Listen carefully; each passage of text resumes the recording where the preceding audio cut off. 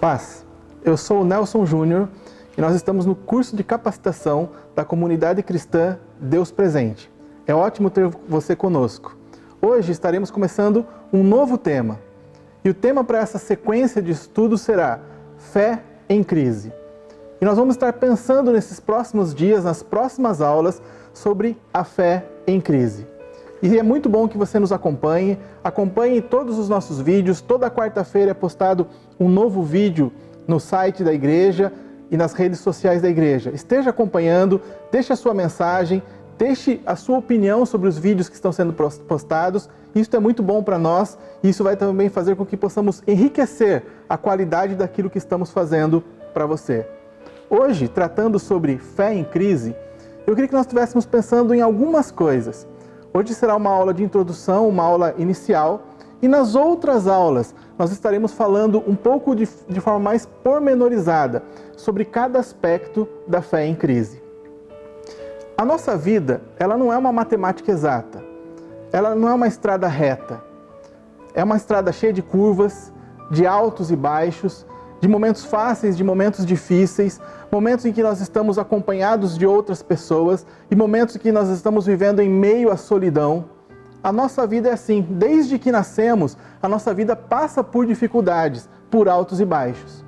Mas há um momento nas nossas vidas, há um espaço de tempo nas nossas vidas, onde somos encontrados por Jesus, onde encontramos com Ele e somos atingidos pela graça de Deus e pela palavra de Cristo e por uma proposta da graça, uma proposta de redenção, de remissão de pecados, de salvação, de um novo tempo com Deus. Para nós que somos cristãos, esse tempo existe e nós sabemos o momento em que isso aconteceu nas nossas vidas. E aí passamos a ter uma nova proposta de vida.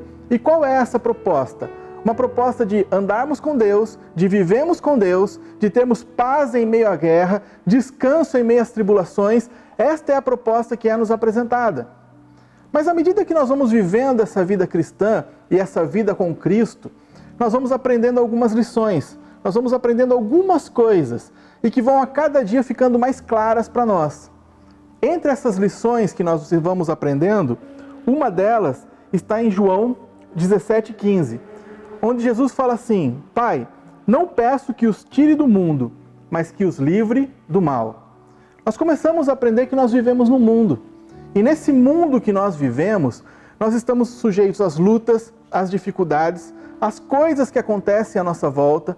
Passamos por dificuldades que nós mesmos criamos nas nossas limitações e incapacidades, nas nossas escolhas erradas, mas passamos por dificuldades que nem criamos, que o mundo à nossa volta criou, que governos criaram, que pessoas estranhas a nós criaram, e nós começamos a passar por essas lutas.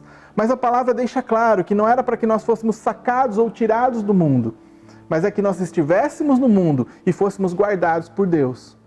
Outra coisa que nós aprendemos, e eu gostaria de ler esse texto na palavra com você, esse texto está em João 16, 33. Fala assim, o texto de João: Estas coisas vos tenho dito, para que tenhais paz em mim. No mundo passais por aflições, mas tende bom ânimo, eu venci o mundo. Jesus está falando para os discípulos, e aqui é uma série de sermões que Jesus está fazendo para os próprios discípulos, e já fazendo uma série de despedidas com eles.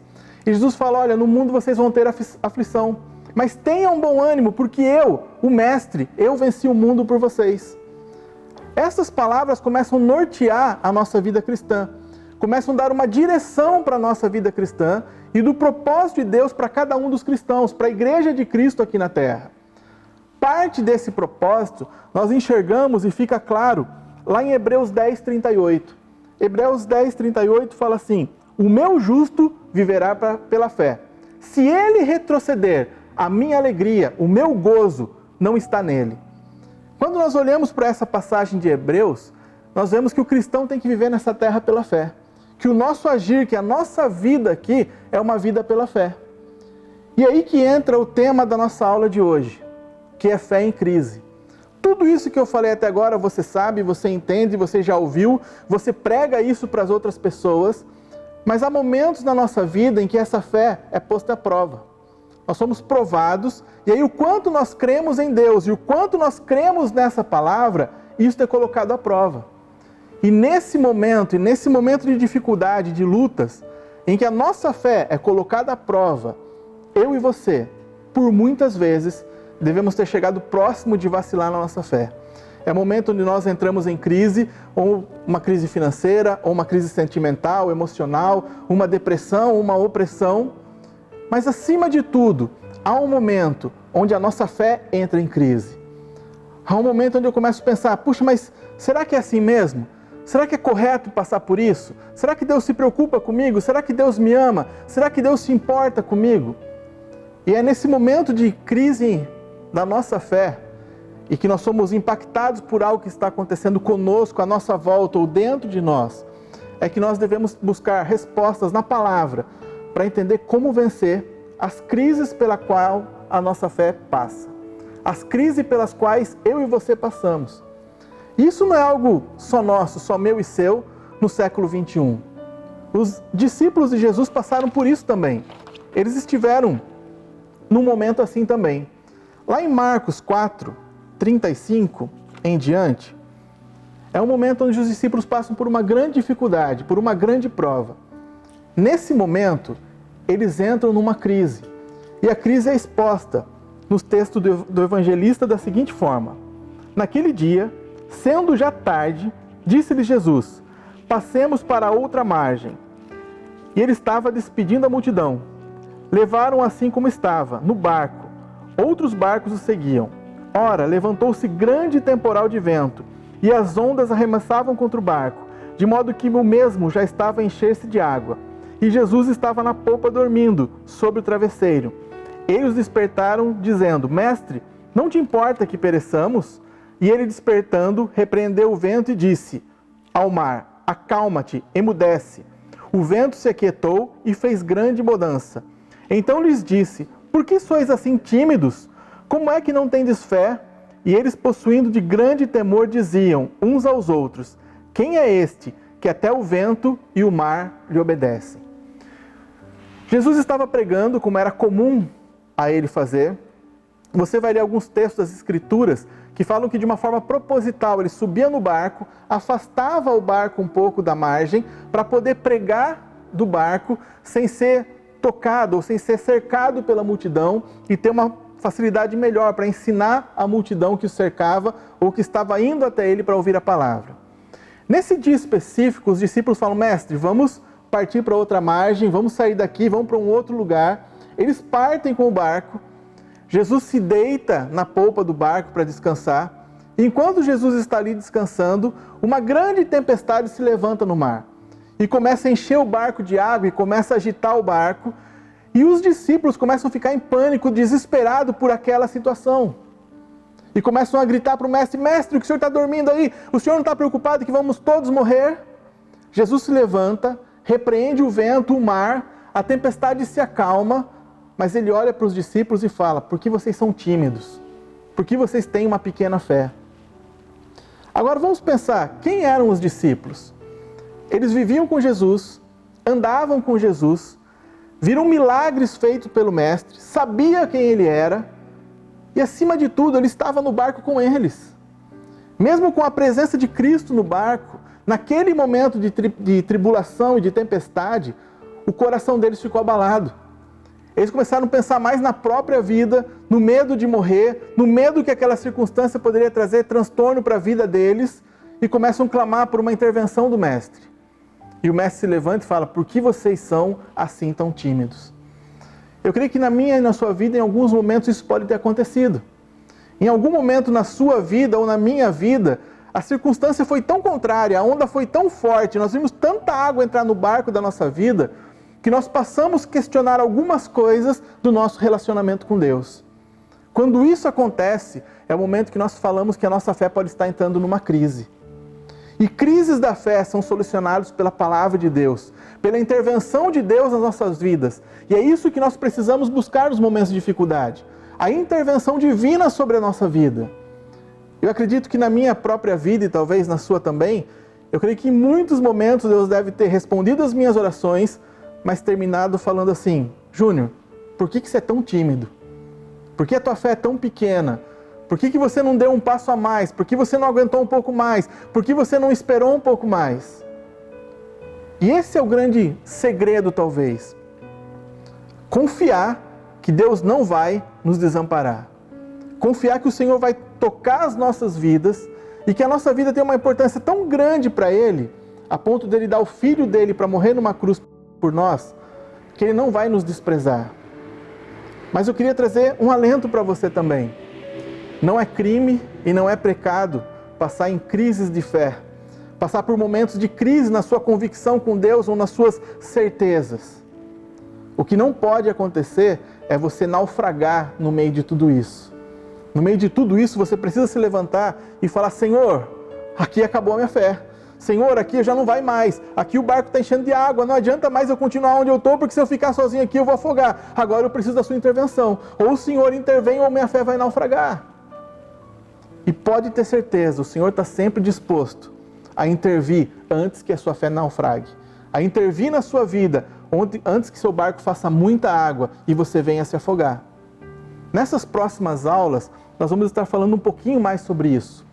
Há uma série de circunstâncias e de fatores que vão enfraquecendo a nossa fé ao longo do tempo. À medida que nós caminhamos, nós corremos o risco de nos preocupar tanto com as coisas materiais, de colocar tanto a nossa segurança no nosso emprego, no nosso casamento, nos nossos relacionamentos, que quando um desses pontos se rompem, eu começo a vacilar, porque minha fé não estava em Deus, minha fé estava em circunstâncias. Às vezes eu posso estar tão convicto de que eu estou andando no caminho certo, de que eu estou com Deus, que leitura da palavra, oração, busca de Deus, isso começa a ficar em segundo plano. E aí chega aquele momento de crise onde eu preciso da palavra, onde eu preciso da oração, e eu não tenho uma vida de oração. Como eu vou dar para aquela circunstância algo que eu não tenho? Como eu vou dar palavra para aquela circunstância se eu não tenho lido a palavra? Como eu vou buscar Deus em oração se eu sequer tenho tido uma vida de oração? Então são circunstâncias onde nós começamos a perceber algumas coisas que estão falhas na nossa vida. Medo. Medo é uma coisa que rouba a nossa visão de Deus. E quantas vezes não somos atingidos pelo medo? Quantas não são as vezes que o medo fala mais alto do que a nossa própria fé? O medo de ficar desempregado, o medo de um parente querido morrer, o medo de ficar doente, medo. O que os discípulos sentiram. E não se esqueça que dos discípulos que estavam ali, 4 eram pescadores. Sabiam nadar, sabiam estar no mar e ficaram desesperados também. Ou seja, naquele momento, a fé deles, o coração deles, não estava depositado no Senhor Jesus que estava no barco com eles, mas estava depositado nas ondas. O segredo para a gente começar nessas aulas a entender um pouquinho, a vencer as crises de fé, é conseguir manter o nosso olho e o nosso foco em Cristo Jesus. É conseguir focar na pessoa de Jesus em cada circunstância das nossas vidas. É conseguir, desde a hora que nós acordamos pela manhã e vamos nos deitar à noite, ter a convicção de que o Messias está cuidando das nossas vidas. Que o Deus Todo-Poderoso que se entregou por nós numa cruz está velando por nossas vidas. A certeza dessas coisas vai fazer com que não tenhamos uma fé vacilante, mas uma fé ativa, eficaz e que possa produzir frutos dessa fé. Lembre que nós estamos nesse mundo com uma missão. A missão nossa como igreja é espalhar o evangelho do reino sobre essa terra. É pregar as boas novas do Senhor Jesus, as boas novas de salvação. E somente uma igreja cheia de fé, somente uma igreja que age pela fé, vai conseguir fazer com que isso aconteça. Mas como nós vamos fazer isso, se muitas vezes não temos fé suficiente para sustentar as nossas próprias vidas? Pense nisso. Pense nesses dias como está a sua fé. Como tem estado a sua fé. Pense nas lutas que você pode estar enfrentando e como a sua fé respondeu a cada uma dessas lutas. Como eu disse lá, e o que está escrito em Hebreus 10, o justo de Deus viverá pela fé. A expectativa que Deus tem sobre a minha vida e sobre a sua vida é que eu e você estejamos andando em fé. Quando nós vamos olhar para o texto de Hebreus 11, nós começamos a enxergar lá que sem fé é impossível agradar a Deus. Você já parou para pensar que o momento de luta e de dificuldade é o momento onde nós podemos mostrar fé e isso vai agradar a Deus? Você começa a perceber nas Escrituras que em muitos momentos, quando Jesus fala que são homens de pequena fé, é porque naquele momento, a expectativa que o Senhor Jesus tinha, naquele momento, a expectativa que Deus tinha, é que houvesse fé naqueles homens, e a fé produzisse o efeito esperado. Uma outra passagem na Escritura onde isso fica claro, alguns discípulos sobem com Jesus para o monte, Jesus se transfigura na presença deles, há a transfiguração, e quando isso acontece lá, os outros discípulos estão lá embaixo. E esses discípulos que estão lá embaixo são apresentados a um menino que está endemoniado. E esses discípulos não conseguem libertar o jovem. Quando Jesus desce do monte, está tendo uma discussão naquele lugar. E Jesus já chega perguntando, por que vocês estão discutindo? O que está acontecendo aí? E logo chegam para Jesus e falam, seus discípulos não puderam resolver a situação. E Jesus novamente os chama de tímido, ou daqueles que têm pequena fé, ou de uma geração incrédula, até quando vos sofrereis? Por que isso? Porque a expectativa de Deus é que naquele momento houvesse uma manifestação de fé. Meu querido, entenda que há uma expectativa no coração de Deus, de que a igreja dele aqui na terra, e a igreja sou eu e é você, tenhamos manifestações de fé em meio às dificuldades e às crises. É nesse momento onde a expectativa do coração de Deus é que flua de você uma fé que faça a diferença. E a grande diferença entre nós, cristãos, e aqueles que ainda não conhecem a verdade, é a fé que habita em nós. Uma fé que foi operosa na minha vida e na sua vida para produzir a salvação e a eternidade, mas uma fé que tem que ser operosa na minha vida e na sua vida para manifestar o reino de Deus aqui na terra. E primeiro eu começo manifestando o reino na minha vida, e depois eu vou manifestar o reino na vida das outras pessoas. Para encerrar, eu queria que você pensasse na expectativa de Deus sobre a sua vida e sobre a vida da igreja. De uma igreja que manifesta fé aqui na terra. Mas também gostaria que você pensasse que ter momentos de dificuldade, de crer, de esperar, momentos de dúvida, não fazem de você alguém menor, nem de mim. Foram nesses momentos onde os discípulos foram ensinados por Jesus. Jesus trouxe grandes lições para ele. E o Pai faz isso comigo e com você. Esses momentos de dificuldade e até de vacilo que eu e você temos, são momentos onde o Pai vai me ensinar e vai te ensinar o valor da fé e da confiança. Meu querido, creia que Deus não vai te abandonar, que Deus não vai te desamparar. Mas acima de tudo, creia que nos momentos onde você passar por dificuldade e você não se sentir tão cheio de fé assim, o Senhor Jesus vai suprir as tuas necessidades, para te ensinar que crer vai fazer toda a diferença. Que Deus possa estar te abençoando, que você disponha no teu coração a estar assistindo às próximas aulas, para que nós possamos estar aprendendo um pouquinho mais do que é a fé e como vencer as crises que atacam a nossa fé. Deus te abençoe, em nome de Jesus.